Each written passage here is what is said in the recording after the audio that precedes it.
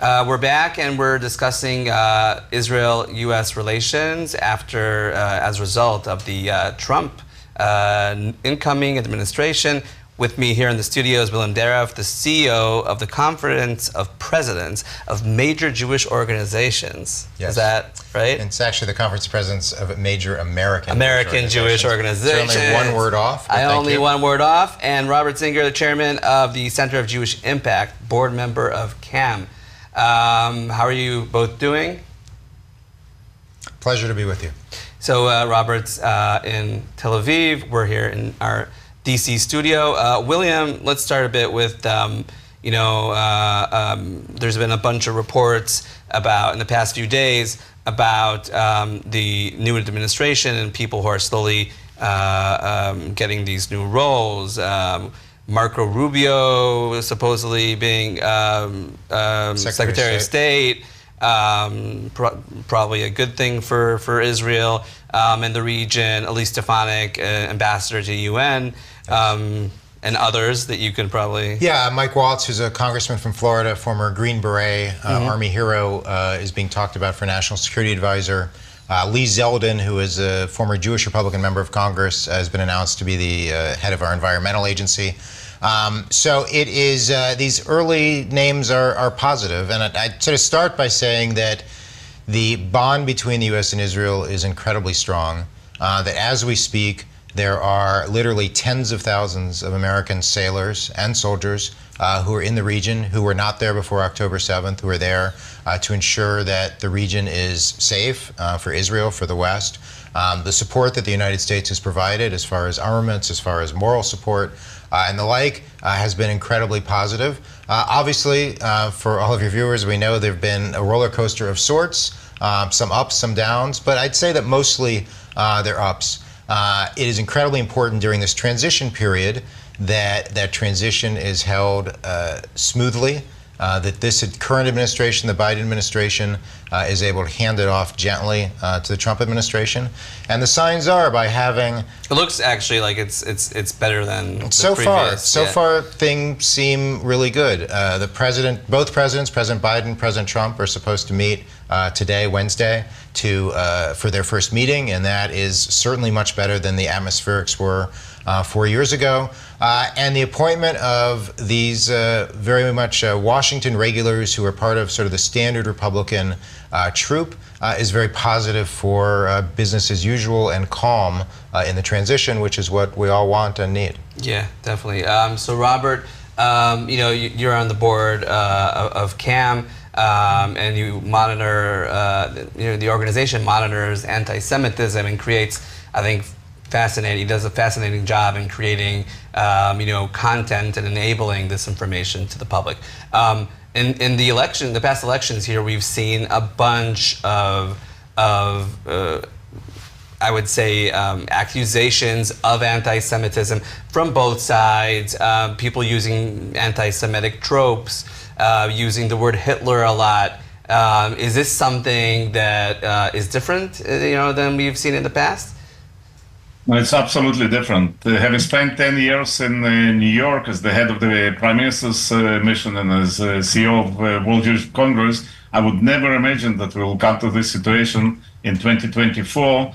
Next year we're commemorating the 80th anniversary since the end of the Second World War, and the usage of all this terminology that you just mentioned, and all these statements and what is happening on the streets in the United States, in Europe, and in different places worldwide, is something that none of us would imagine will come back. I think that the current administration started dealing with these issues, also the Trump administration before, and I have no doubt that the new administration will take these things to a new level and will continue working towards really eliminating and mainly educating the public about the issue.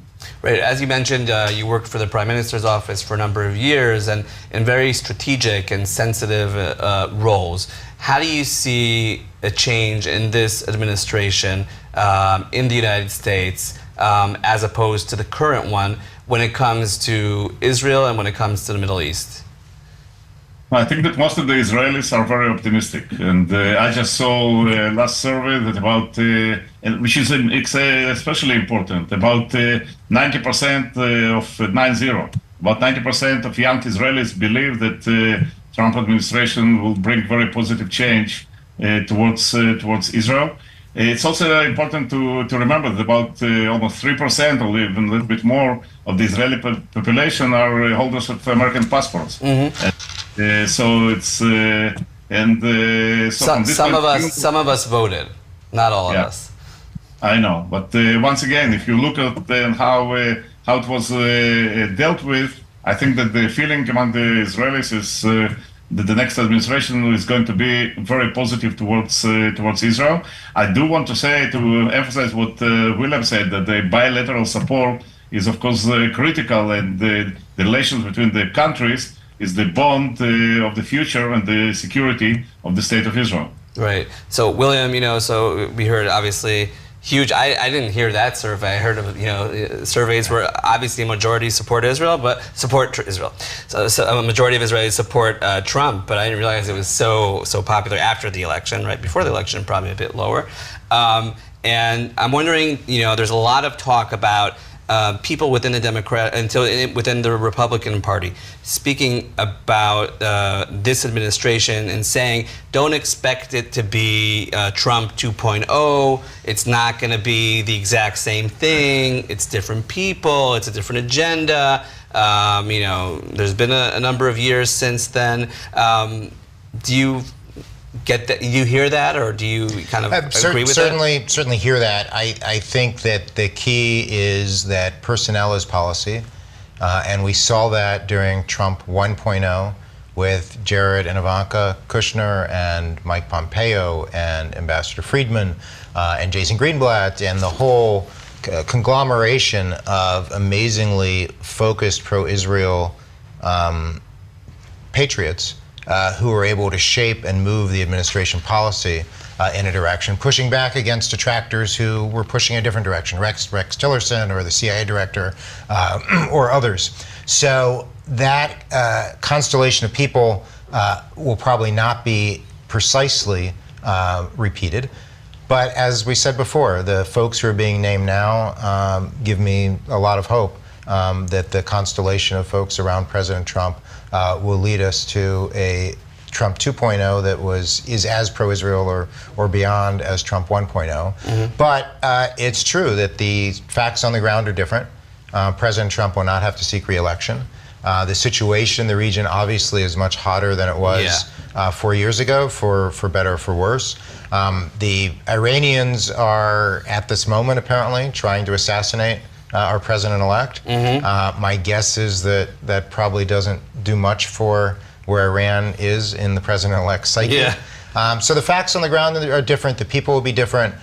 We know that this president is unique in how he makes decisions and how he acts. I don't think for sure that we know that this is... I love how you diplomatically worded that. And I love how you and Robert both smiled knowingly. Everybody smiled knowingly. So, how it plays out, we need to ensure as a pro-Israel community that we are providing the right information, that we're providing the right counsel. The Israeli government obviously needs to play this the right way, and Prime Minister Netanyahu, as of earlier this week, I saw reports that he's spoken 3 times to Trump since the election.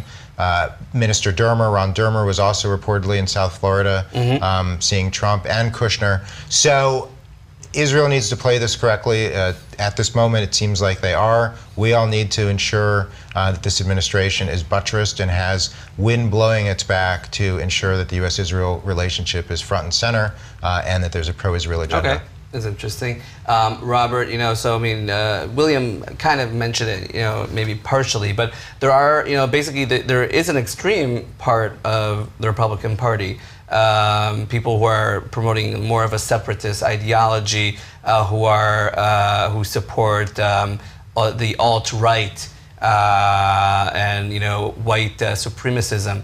How do you see that in your capacity, and how much of an influence do you think they will have on the administration?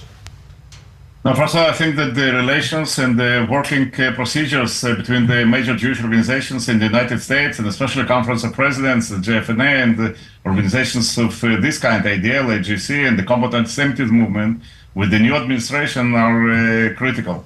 The fact that CAM just published a report a week ago, according to which 3.5 million Americans have personally encountered anti-Semitism since October 7th. And about 1/3 of the American Jewish kids were exposed to anti-Semitic materials or events.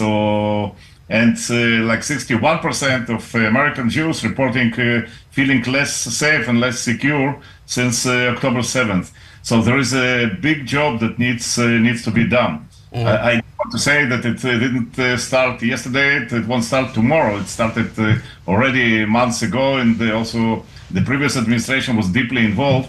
But there is absolutely no doubt that this issue will need to be taken care of very seriously by the administration. I hope, by the way, that unlike it happened last two times, that the special envoy on anti-Semitism will be appointed very quickly in the new administration, not to create any gap in this, because the role that was played by Ilan Carr and Deborah Lipstadt was absolutely critical for American Jews and for Jewish people worldwide. I think that's definitely interesting.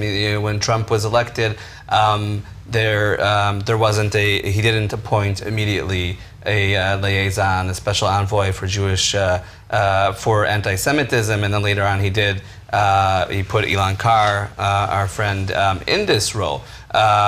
So definitely that's important at the beginning, but also one thing that Trump did not have in the previous previous administration, William, is he didn't have a liaison to the Jewish community. Right?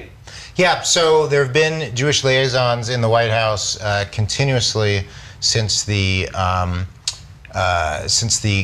Carter administration, so since the late 1970s, with the exception of the 4 years of the Trump administration. And what a Jewish liaison is someone who is sort of the central address of the White House for the Jewish community, for Jewish organizations and Jewish leaders like Robert and me, for Jewish donors who want to have a connection in, maybe even for Jewish journalists and Israeli journalists who want an inroad in that's someone who knows who you are, as distinct from sort of the White House press office. And so having someone in that role has been important. The Trump administration did not have one. But the sort of joke was that the West Wing in the Trump administration was so Jewish. Yeah, exactly. The joke was they used to call it the West Bank because it was so Jewish. There were so many Jews from all the names we've talked about, Kushner and so forth, that there were a lot of contact points. So I believe that it is efficient and effective to have a Jewish liaison, someone who can serve as a traffic cop, someone who knows the difference between the various alphabet soups of our Jewish community and knows what our priorities are. And I'm hopeful that the Trump administration appoints one, but sometimes they're just a clerk. 24-year-old it's usually cop. young. But sometimes there's been a model in the George W. Bush administration.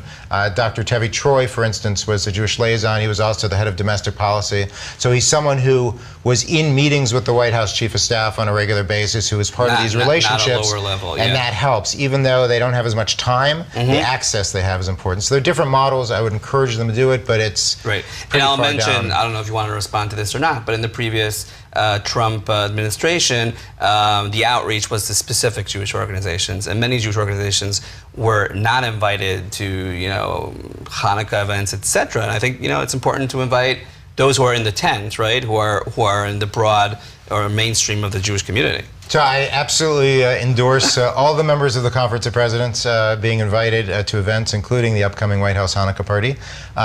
Talk to the White House for tickets if you're interested. But I think it makes sense, though, that a politically conservative White House would be less focused on progressive Jewish organizations, and similarly, a more liberal progressive organization would be less focused on conservative organizations. I think you could look at the number of invitations Peace Now received in the last Trump administration, and maybe the number of invitations that the ZOA received in the current Biden administration. And there might have been some events on both sides where they're included, but basically they don't want to include people who they know are not in their tent. And who can blame them? But they should speak and start off with a big tent, and I'm hopeful that this administration will certainly do that. So even though this isn't our topic, I have a question just for you, Robert, as someone that knows Eastern Europe very well. How do you see the Trump administration with regard to Ukraine? Is that the same thing as Israel when it comes to foreign policy, or is that a totally different story? I think it's a totally different story. A big part of the Ukrainian Jewry currently lives outside of Ukraine, being this in Germany, Austria, Hungary, Poland, or other places, and they're also really watching the elections in the United States to decide about their future steps, either to make aliyah to Israel, to stay there, or to go back to Ukraine. No, but Ukraine story and the Israel story is completely different. Israel is a strategic partner, and so it doesn't deal with specific events, and I think it should remain this way, because it should be seen in this context. What's happening in Ukraine is happening in Ukraine, and it's completely separate. Right, because there are people that say it should be bound together because it's a similar threat coming from a very specific, target, which is, Iran and Russia. Yeah, I'm not sure it's coming from a similar threat. Israel has today diplomatic relations with Russia. There are over 500,000 Jews who live in Russia, and the situation is really very different. Okay. I would just jump in to say that the connection you've made, Zvika, with the Iranians is key here. And the Iranians are engaged in being a part of this axis that is evil. I love how Americans are dramatic. We are. Thank you very much. Yeah. The second mention of George W. Bush here. And the Iranians are doing the same throughout the Middle East and throughout the region, while they're also threatening to kill and trying to kill our president-elect. Mm-hmm. And so seeing the nefarious and negative role that Iran is playing throughout the region is something that is apparent to everyone, and I'm hopeful that President-elect Trump will put his foot on the gas and move forward. And the signs are from the Biden administration as they wind down that they're also being more intensely focused on Iran. There have been some actions that the U.S. has been involved in with Iran-linked militias in Iraq. So I'm hopeful that Iran's role here will be more focused upon by the administration, and their actions in Ukraine obviously are against Western American interests as well. 100%. So kind of last topic, anti-Semitism. So when Trump was first elected, I think we spoke about this, every time there was a swastika in a Jewish cemetery, immediately, CNN would break, and in Israel as well, Channel 12 or whatever, would breaking news, swastikas found and whatever, America, Trump's America, and now swastikas in cemeteries is not news, maybe news in very local news outlets. What should we not only expect but demand from this new administration when it comes to college campuses? I spoke to Natan Sharansky for this broadcast, and he's on a tour of different college campuses around the U.S. and he said one thing that repeats itself every single place almost is the campus will say, we can't guarantee your security. If you want, you could study via Zoom or just don't identify as a Jew. So, William, what should we be demanding?